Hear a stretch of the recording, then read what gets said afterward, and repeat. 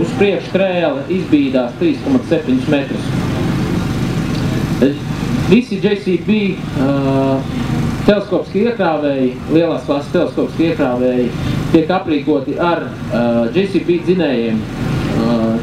Šie jau ir jaunās paudzes, tie 4 interim dzinēji, kas ir JCB EcoMax nākamās paudzes. Un šiem dzinējiem ir speciāli ražoti JCB rūpnīcēs arī transmisijas, tilti.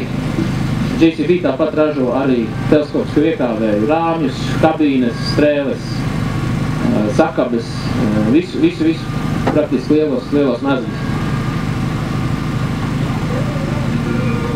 Šim JCB teleskopskam iekrāvējam ir 4 riteņu stūrēšana, 4 riteņu piedziņa, 3 režīmos iespējams stūrēšana, tikai priekšējā riteņa, paralēlā stūrēšana un 4 riteņu stūrēšana, kā šajā gadījumā.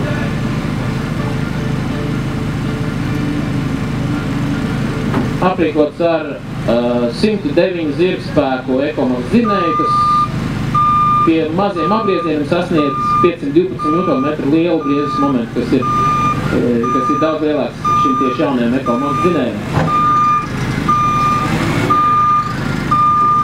4-pakārt transmisija, power shift,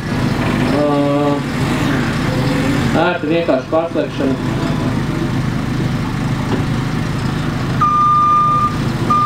JCB teleskopiskajiem iekrāvējiem rāmju konstrukciju